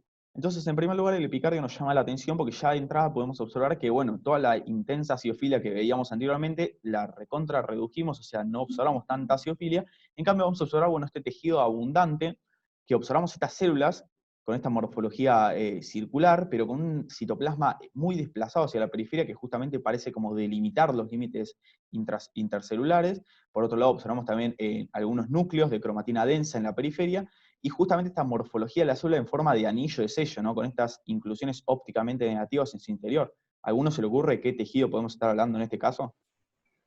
Adiposo. Bien, perfecto. No sé quién me respondió, pero muy bien. Tejido adiposo. Vamos a observar que el epicardio es la porción del corazón, la más externa, y la cual se encuentra conformado por, entre otros, tejido adiposo. También podemos encontrar tejido conectivo colágeno laxo, aunque en poca proporción, por así decirlo. Y el epicardio es, a su vez, justamente presenta mucho tejido adiposo porque es la porción del pericardio, que ustedes ya lo habrán visto en anatomía mejor, ya lo deben conocer bien, pero igual ahora les muestro una foto, es justamente la porción del pericardio que está en contacto con el órgano, o sea, es el pericardio, por así decirlo, su hoja visceral, que es justamente la que está en contacto con el corazón. Y en cambio, la porción parietal, que es la que sería la que está en contacto con la cavidad torácica, se pierde en los preparados histológicos, o sea, nosotros no la vamos a observar, con lo cual nosotros también cuando hablamos de epicardio estamos haciendo referencia al pericardio, la hoja visceral, o sea, son sinónimos, por así decirlo. Y bueno, entonces yo les decía, además, ¿no?, de que podemos observar este tejido adiposo, también podemos observar estas estructuras en cortes transversales, que ya Gasti va a clasificarlo mejor, pero que básicamente son vasos sanguíneos, ¿no?, de gran calibre, o sea, podemos observar que son bastante prominentes, presentan luces bastante grandes. Acá también podemos ver otro de gran tamaño, a ver cuando me cargue. Miren el tamaño de este vaso. Y finalmente, ¿qué más iba a decir? Ah, sí, también por acá había un nervio, también está inervado, está bastante inervado. En este caso, bueno, ustedes no lo tienen que saber todavía, pero ya lo vamos a ver. Por ejemplo, acá podemos observar un nervio. Fíjense que a comparación de los vasos que observamos tanto en el miocardio como en el endocardio, propiamente dicho, estos vasos y los nervios tienen un calibre muchísimo mayor al anterior.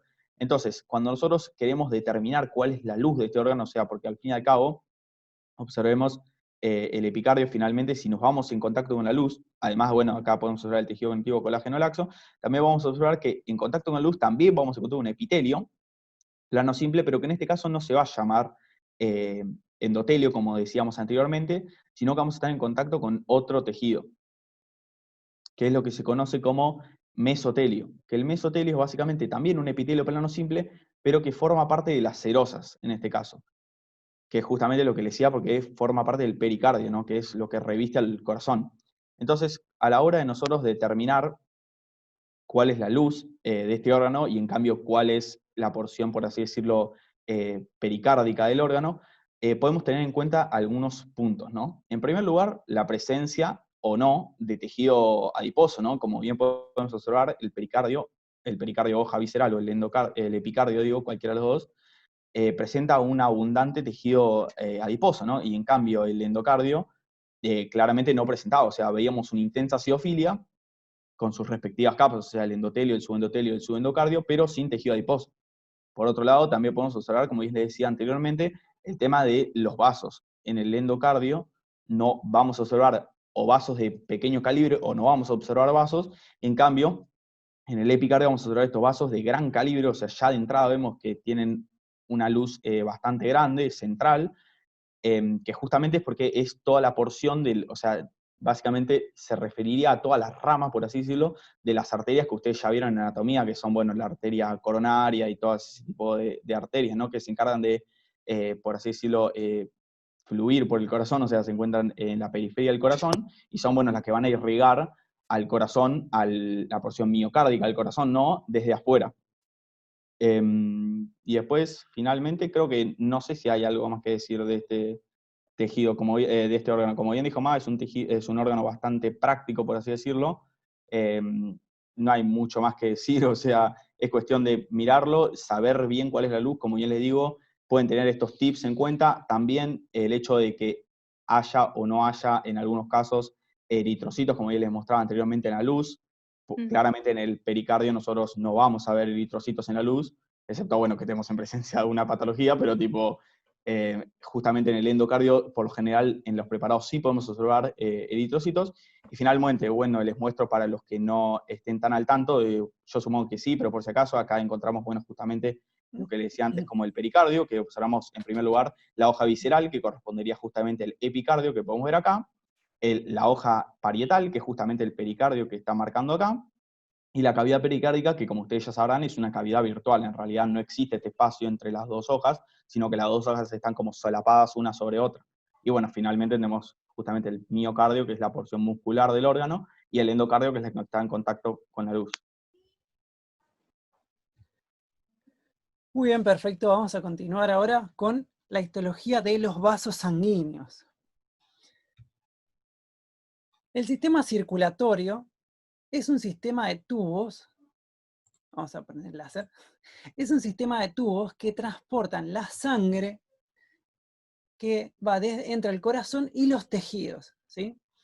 De tal manera que vamos a tener a los vasos arteriales que van a retirar la sangre desde el corazón para llevarla hacia los tejidos, como acá por ejemplo tenemos a la aorta, así como también acá vemos a un tronco braquiocefálico, por ejemplo.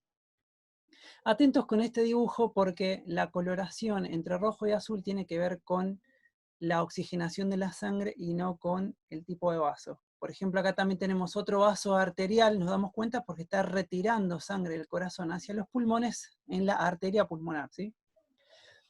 También tenemos vasos venosos, que son aquellos que llevan sangre desde los tejidos hacia el corazón. La retornan hacia el corazón, ¿sí? Vamos a tener también lechos capilares, redes capilares, que es donde ocurre la filtración del plasma que circula por este sistema de tubos, ¿sí? Ustedes van a estudiar que más o menos del 100% del plasma que circula por los vasos sanguíneos arteriales, de ese 100% que llega a los capilares, va a volver por las venas un 90%. Va a haber un 10% entonces de plasma que se va a filtrar, va a ocurrir activamente este proceso de filtración a nivel de los capilares, en donde el plasma va a pasar el componente acuoso con todos los electrolitos, ¿sí? Oxígeno y glucosa, hacia el tejido conectivo. Recuerdan ustedes el componente amorfo de la matriz extracelular que tenía todo este conjunto de cosas. De acá viene, ¿sí? Viene de los capilares. Y les hago una pregunta más, otro componente importante del sistema circulatorio son los capilares y los vasos linfáticos. Este 10% de plasma filtrado que queda en el tejido, ¿cómo vuelve al corazón? Les pregunto a ustedes, a ver si alguien me contesta.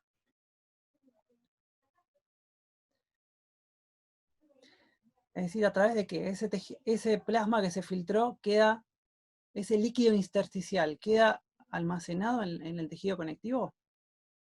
Por Si siempre queda queda almacenados, estancado. hay edemas, que no tiene que haber edemas en el cuerpo. Tiene que irse de ahí. Ujú. Gracias, Maga. Si se empieza a acumular, entonces se forma un edema.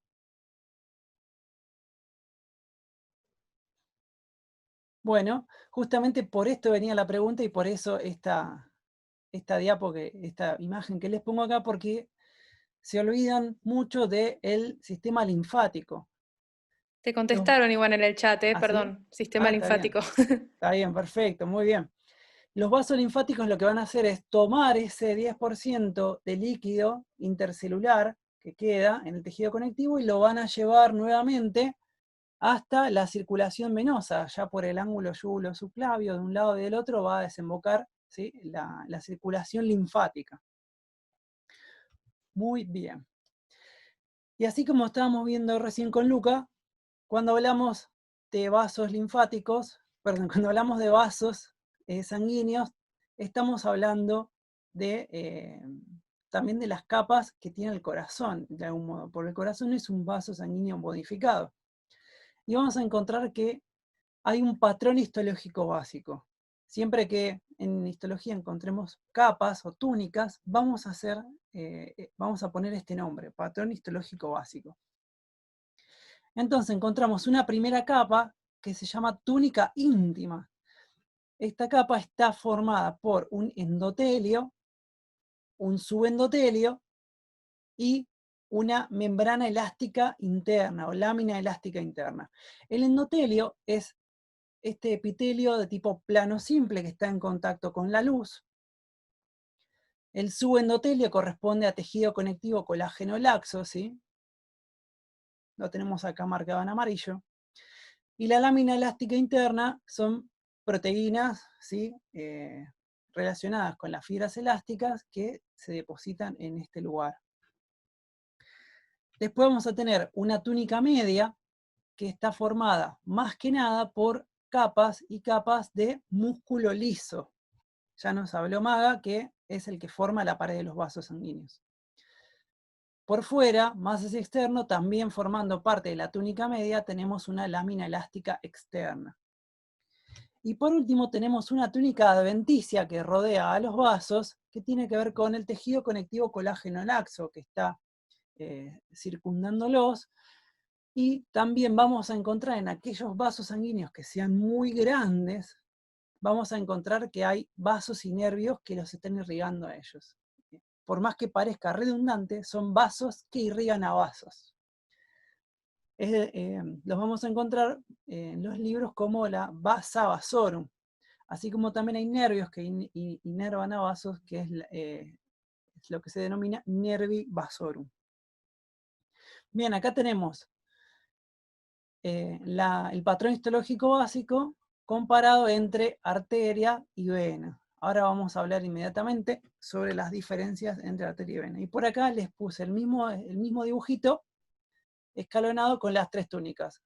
Túnica íntima, túnica media y túnica adventicia. ¿Bien? ¿Cómo diferenciar entre vasos arteriales y venosos? Acá viene quizás la parte más importante de todo este tema que vamos a charlar ahora. Nosotros vamos a encontrar los vasos arteriales y venosos en distintas incidencias de corte. A las que tenemos que prestar atención son aquellas incidencias de corte transversales, ¿sí? Y longitudinales. Si encontramos incidencias de corte de tipo oblicuas o en otro tipo de forma azarosa que los podamos cortar, no nos va a interesar porque no nos va a servir para el diagnóstico. Entonces, cuando encontramos, por ejemplo, un vaso arterial a un corte transversal, tenemos que prestar atención, yo acá les marqué, a dos cosas muy importantes, y después vamos a tener otros parámetros para seguir viendo. Primero que nada, los núcleos endoteliales, vamos a observar que a corte transversal en los vasos sanguíneos están redondeados, ¿sí? Esto se debe a que los núcleos endoteliales discurren a lo largo del eje longitudinal del vaso sanguíneo. Imagínense que los núcleos endoteliales son como lanchas que van en la sangre, ¿sí? Entonces, están alargaditos en la misma dirección que va en la sangre. Si yo corto un vaso arterial de esta manera, voy a ver estas lanchitas, ¿sí? Desde arriba y las voy a ver redondas. Entonces los núcleos endoteliales en un vaso arterial los veo redondeados. Los vamos a tener que comparar con los núcleos de músculo liso. El músculo liso siempre está dispuesto en forma concéntrica alrededor del vaso sanguíneo, porque ejerce una fuerza de vasoconstricción, ¿sí? Es como si lo estuviera abrazando y hace fuerza, ¿sí? Para aumentar la presión en su luz. De tal manera que los núcleos de músculo liso siempre los vamos a encontrar longitudinales.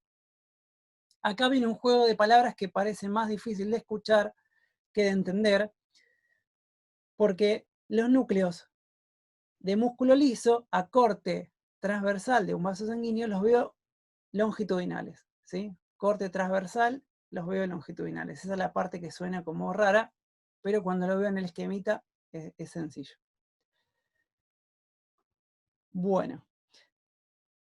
Sin embargo, en los vasos venosos vamos a encontrar que los núcleos endoteliales van a encontrarse paralelos a los núcleos de músculo liso. Los núcleos de músculo liso en cualquier vaso siempre van a estar en forma concéntrica, siempre van a estar abrazando, porque lo que generan es esto, es vasoconstricción.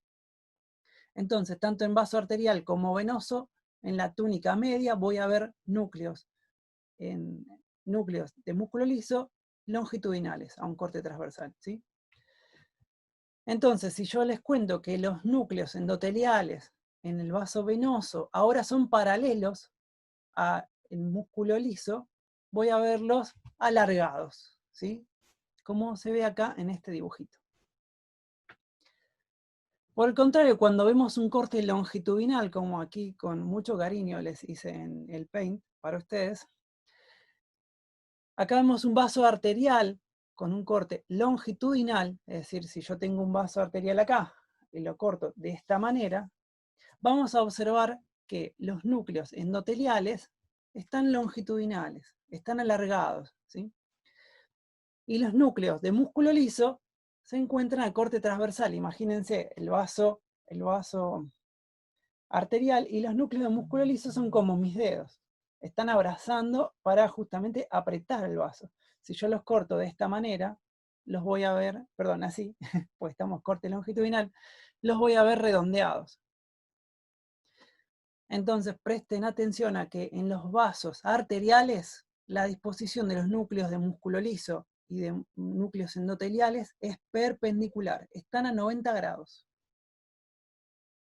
Esa es la característica más importante de los vasos arteriales, es lo que más le va a dar el diagnóstico. Cuando observamos un vaso venoso a corte longitudinal, veo que están los núcleos endoteliales y de músculo liso a corte transversal. Los veo redondeados. ¿Por qué? Porque van paralelos ambos.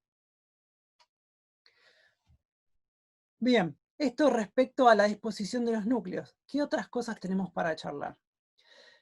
La luz de los vasos arteriales es bien circular y se habla acá de la relación pared-luz. La luz es más o menos el doble de tamaño que una pared. También se habla de la relación 1 a 1 cuando se habla de la mitad de la luz y una pared completa, ¿sí? Por el contrario, en los vasos venosos, la luz es mucho más grande que la pared. La pared, la túnica media en los vasos venosos es muy finita, con lo cual la relación pared-luz es a favor de la luz. El contorno de la luz interior de un vaso venoso lo van a encontrar a veces irregular, ovalado, muy estirada, ¿sí? Porque la vena está comprimida. Les hago una pregunta, ¿cómo hacen ustedes en anatomía para diferenciar entre un vaso arterial de uno venoso? Yo sé que no fueron a prácticos de anatomía, pero posiblemente esto lo conversaron por Claro, no, es verdad, no fueron. Y si no, bueno, lo prenden hoy acá y se lo llevan. Lo aprenden está hoy acá bien. y se lo llevan. El color del dibujo del libro ponen, ¿Qué cosa? que ponen por el color del dibujo del libro, que se dan cuenta. Bien, hay una maniobra que aprenden en el práctico de anatomía que es tomar la pinza de disección y lo que hacen es apretar a un vaso sanguíneo. Si ustedes lo apretan, lo sueltan y vuelve a su forma original, entonces ese es un vaso arterial. Si el vaso permanece colapsado, queda apachurradito, es un vaso venoso. Y esto tiene que ver con el grosor de la pared, el grosor de la túnica media. La túnica media en la arteria es mucho más generosa, con lo cual vuelve a su forma original. Y por eso la luz, como dice acá, la luz la vamos redondeada. Estrellada acá dice porque es el caso de un tipo de arteria que vamos a ver más adelante. Gas, igual en Cátedra 3 te retaban si hacías esa maniobra. Vos tenías que saber las relaciones y ubicar los vasos, no podías estar probando si colapsaban o no. Así que ahí te retaban, me acuerdo. Bueno, ese ya es otro cantar. Sí, sí. Bueno, yo con los preparados que tenía en Cátedra 2 era todos fideos volando, no estaban en orden, así que vos no podías bajar. Era re difícil. A mí me tocó un cuello que tenía que marcar el paquete vasculo nervioso y dije, bueno, me van a desaprobar porque no encontré el nervio vago. Y no estaba, así que, o sea, no fue mi culpa, no estaba.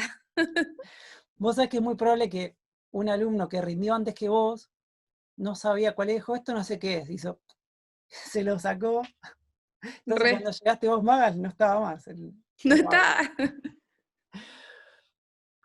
Bueno, entonces, a la hora de diferenciar vasos arteriales de vasos venosos histológicamente, vamos a tener en cuenta estos parámetros. El primero y más importante es la disposición de los núcleos endoteliales a comparación con los núcleos de músculo liso. Dijimos que en la arteria los núcleos van perpendiculares y en la vena los núcleos van paralelos.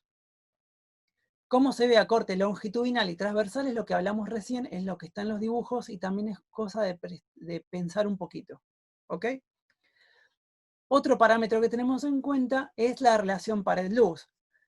La relación pared-luz es más o menos igual. En la arteria van a ver una luz del mismo tamaño que la pared o el doble, y en la vena van a ver una luz muy amplia y una pared muy finita. Perfecto. Ahora sí, vamos a atacar de lleno esto. Tenemos una clasificación de los vasos sanguíneos para conversar. Acá les hacemos un pequeño asterisco, y es que tengan a bien leer este tema del Brusco, porque en Ross hay una clasificación un poco diferente. Y nosotros tomamos en cuenta la clasificación de acá, de Brusco, que es el libro de la cátedra.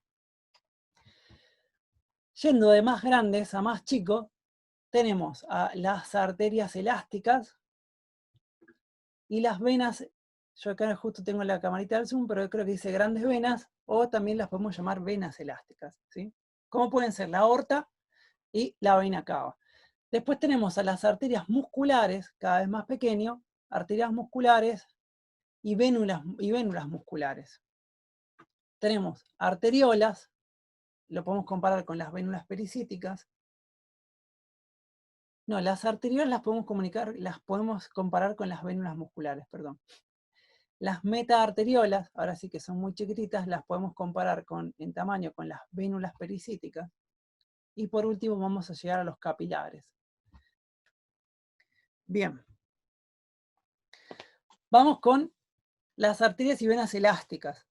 Acá hacia la izquierda, miren acá este dibujo. Vemos núcleos endoteliales bien redonditos protuyendo hacia la luz, y veo células de músculo liso en cortes longitudinales acá en el esquema. Entonces eso me dice a mí que están en disposición perpendicular, con lo cual yo sé que estoy observando un vaso arterial. Vamos a ver el preparado de aorta, en donde encontramos a un objetivo con poco aumento, un objetivo de campo. Podemos ver el grosor de la pared de la túnica media, que es muy, muy grande. Esto nos habla del tamaño de este vaso. Y cuando vamos a más aumento, podemos ver a la túnica íntima, que está formada por el endotelio, y hay un poquito de tejido conectivo por debajo. Y vemos la túnica media, formada por músculo liso, y acá hay algo que es muy característico de este tipo de vaso sanguíneo, que se ven unas fibras o láminas elásticas festoneadas, entremezcladas con las fibras de músculo liso. Son fibras elásticas producidas por estas células musculares lisas que se encuentran aquí. Por el contrario, tenemos acá a la vena cava, también observamos una luz muy grande. Fíjense el tamaño de la pared. Acá la túnica media, vamos a observar más abajo, fíjense, la túnica media es muy chiquitita. Compárenla con esta túnica media de la aorta, y podemos observar que la túnica adventicia es más prominente. Y acá deberíamos encontrar núcleos endoteliales alargados, paralelos a los núcleos de músculo liso, siendo que estos dos preparados son ambos cortes transversales. Pero para no hacer tanta cháchara, por acá tenemos un pequeño preparado para recorrer y para que me cuenten algo ustedes. ¿Se ve bien? Así con el dedo. Sí, sí. Perfecto. Como podemos observar, vemos un un órgano hueco, vamos en contacto con la luz y vemos una única capa de células que lo está revistiendo, que en su mayoría están a corte transversal. ¿A qué túnica corresponde esta capa que estamos marcando? ¿Algún voluntario? La que nos túnica ayude? íntima. Bien, perfecto, la túnica íntima. Y Bruno, particularmente donde estamos marcando con el dedito, ¿a qué capa de la túnica íntima corresponde esto? ¿Endotelio? Al endotelio, perfecto. Estamos observando un corte transversal de un vaso sanguíneo. Debajo podemos ver este tejido conectivo colágeno laxo, que va a ser el subendotelio. Y también acá encontramos una lámina elástica interna que se confunde con todas las láminas elásticas que están en la túnica media de este vaso. Fíjense que la mayoría de los núcleos de músculo liso, que como nos explicó Maga, los volvemos a ver, son núcleos alargados, con bordes romos, en forma de habano. El gesto es este, no es este, ojo, nunca la confundan. Maga se ríe porque lo hago siempre en clases de chistes. Tenemos núcleos de músculo liso a corte longitudinal, con lo cual nos dice que este vaso está a corte transversal. Fíjense el grosor de esta pared. Y por último tenemos una túnica adventicia que está bastante rota. Al observar el tamaño de este vaso y observar todas estas láminas elásticas entremezcladas con las fibras de músculo liso, hacemos diagnóstico de un vaso arterial, un vaso elástico, ¿sí? Si me voy para acá, acá estamos observando otro órgano. Esperemos a que cargue un poquito. Vemos acá una ventanita pequeña.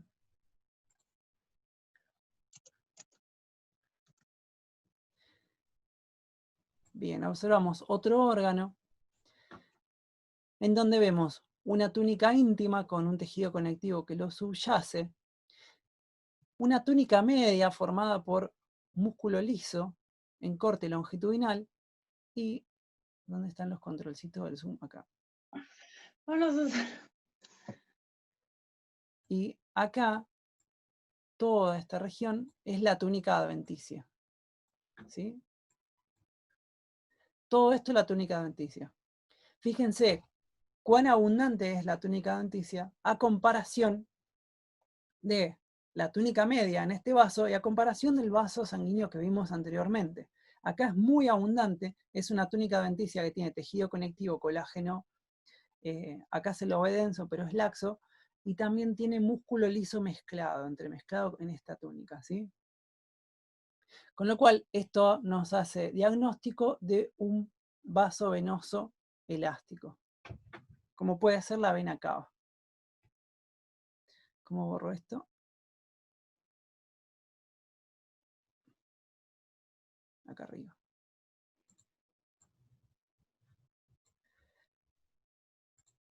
¿Cómo vamos hasta acá? ¿Vamos bien? ¿Alguna pregunta?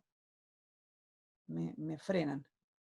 Si vos querés decir algo más, Luca también, o Euge, por supuesto. No, te agrego algo ahí de la vena cava, que la adventicia tiene músculo liso, como algo especial de la vena cava, como la gran vena, tiene músculo liso en la adventicia que se ve ahí como esos manchones, como en otra incidencia, está como longitudinalmente al vaso, por eso se ve en corte transversal.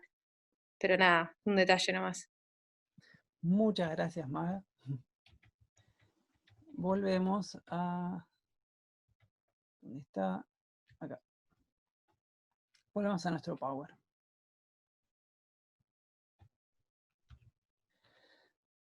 Avanzamos.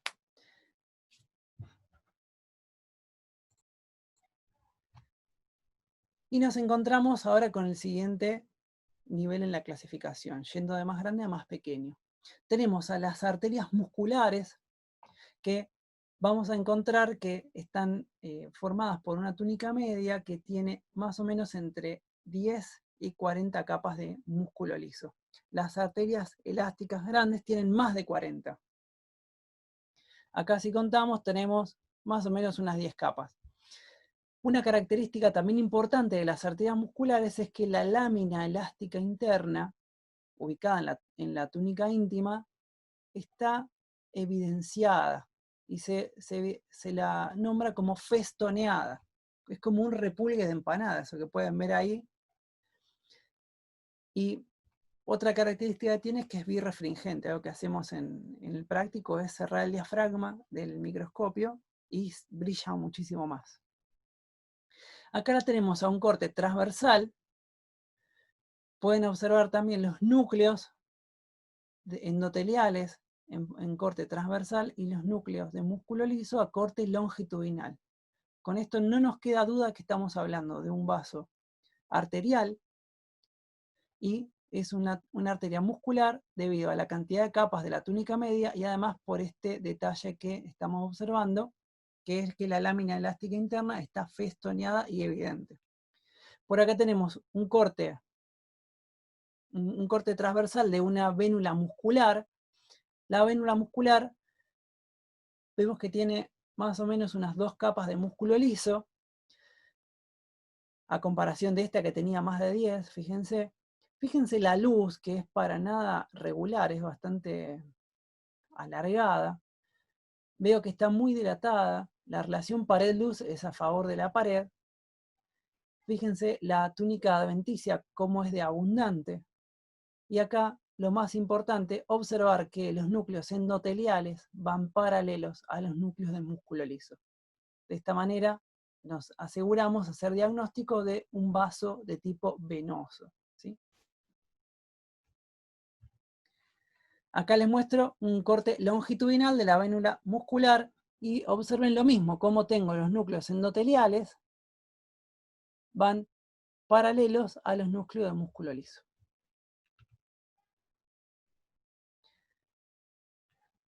Bien, vamos a más pequeño y encontramos a las arteriolas.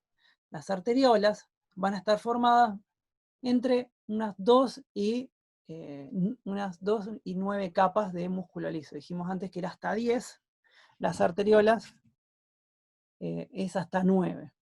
Acá vemos que tenemos unas 2 o 3 capas de músculo liso.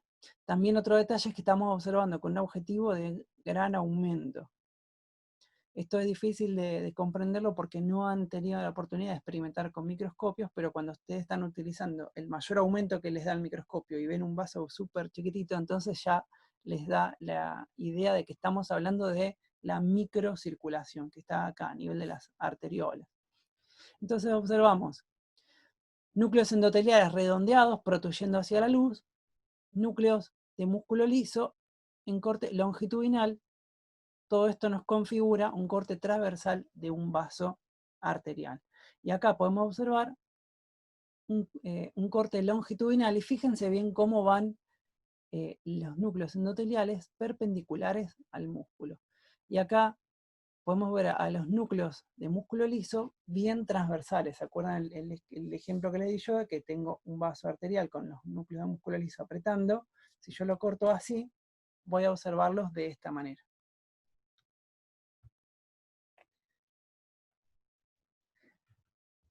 Continuamos haciéndonos pequeños, es como el autobús mágico, acá vamos haciéndonos más chicos, y llegamos a las metaarteriolas. Las metaarteriolas tienen una sola capa de músculo liso, tan solo una. Podemos encontrar unos 2 o 3 núcleos endoteliales. Fíjense acá, les marco con el láser la única célula muscular lisa que forma la pared de la túnica media de esta capa. Y acá tenemos los núcleos endoteliales bien redonditos protuyendo hacia la luz. Les hago una pregunta. ¿Qué tejido es este que tenemos acá?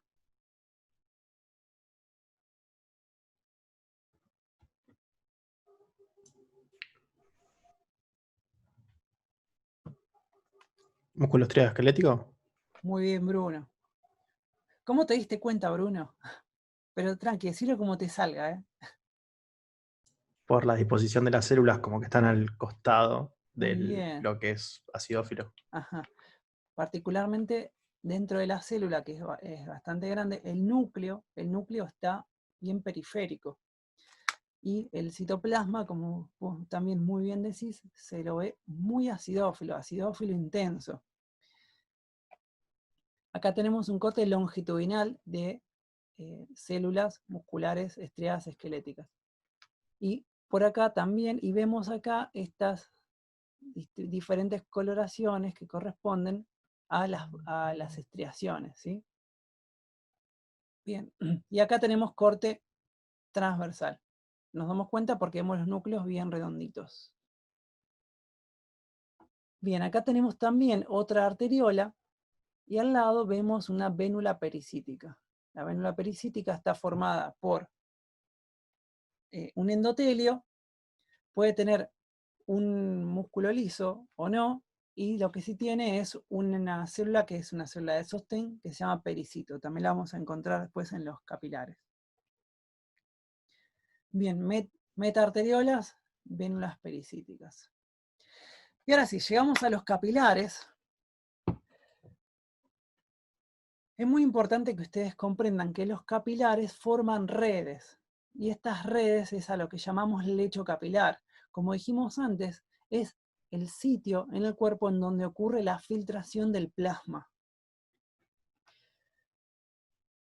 En este esquema podemos ver una arteria muscular que se hace metaarteriola, después arteriola, y la metaarteriola, perdón, tenemos una arteriola que se hace metaarteriola, y esta metaarteriola finalmente se divide en capilares. Luego los capilares van a unirse para formar las vénulas pericíticas postcapilar y así ir haciéndose más grandes en los tamaños de las venas que vimos recién. Y acá tenemos esquematizado esto que charlábamos hace un rato, de que ocurre la filtración del plasma. A través de eso podemos obtener el fluido intersticial, que no es ni más ni menos que la matriz amorfa del tejido conectivo que ya estudiaron antes, con todos los electrolitos, oxígeno, glucosa y así también desechos.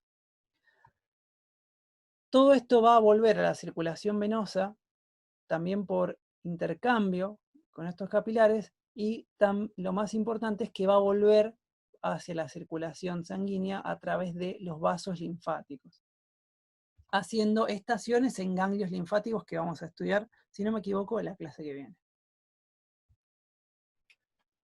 Bien, respecto de los capilares, esto es muy, pero muy importante. Su clasificación. Tenemos capilares de tipo continuos.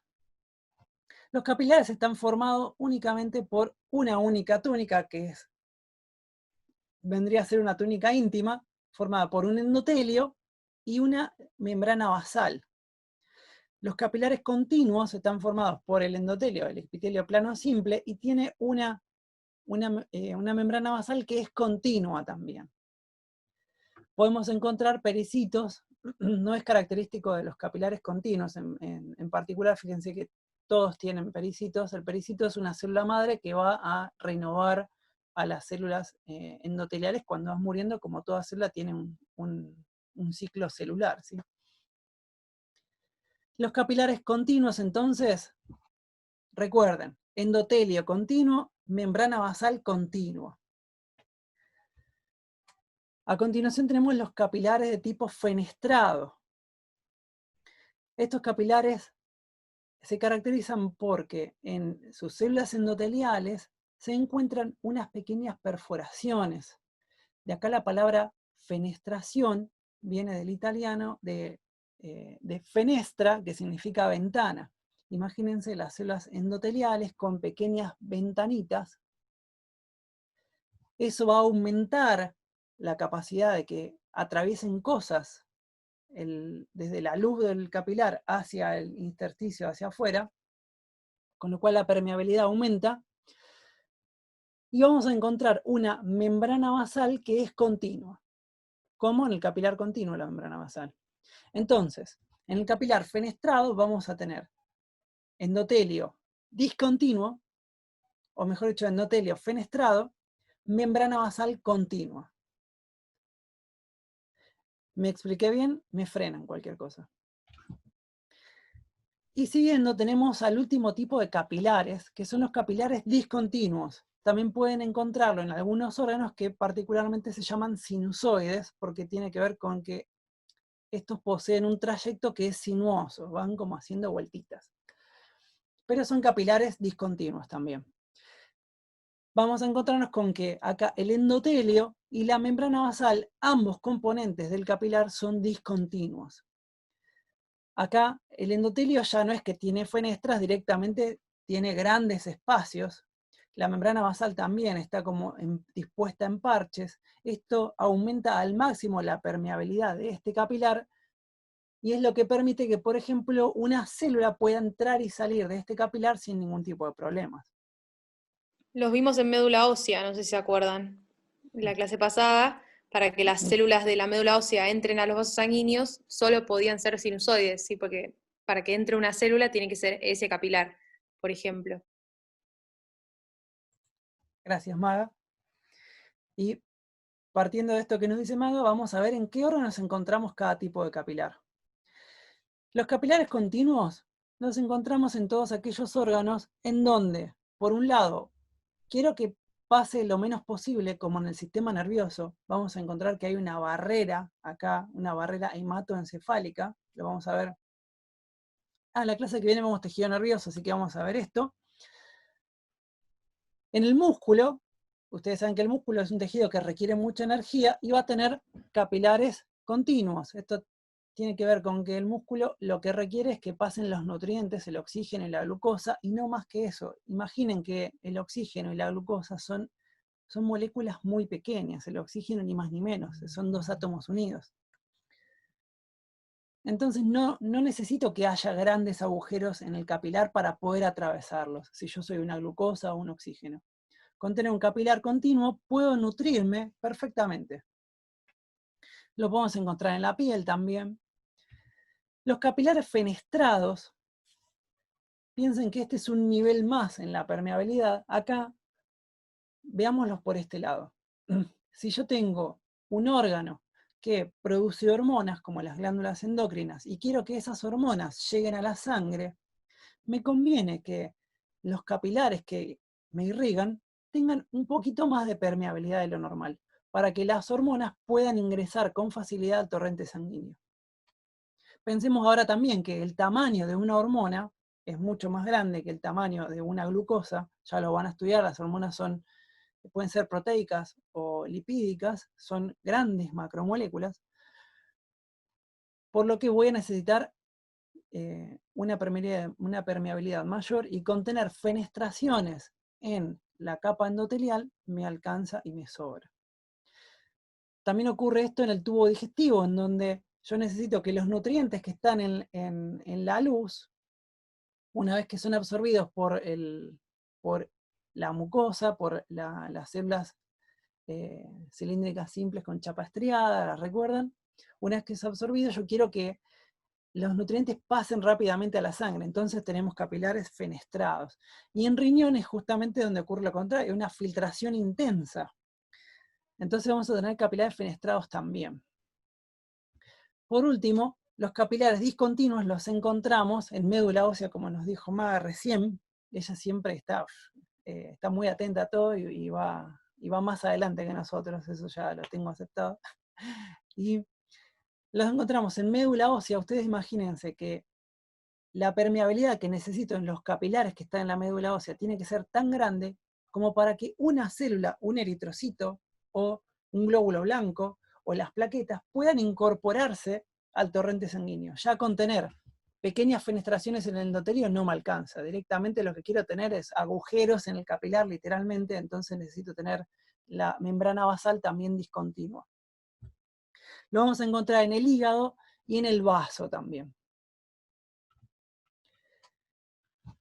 Les mostramos acá una microfotografía en donde se observa un capilar a corte transversal y nos damos cuenta, una por su tamaño que es súper pequeño, y vemos que está formado por un único núcleo endotelial. Por acá podemos observar otro, acá vemos otro, acá vemos otro más. Cerramos con esto, los capilares tenemos también los capilares linfáticos, retomando un poco este tema de que son aquellos que van a llevar todo el plasma filtrado por los otros tipos de capilares que están configurando el líquido intersticial, lo van a llevar hacia el corazón. Acá tenemos una microfotografía de un corte longitudinal. Los capilares linfáticos están formados también solamente por un endotelio.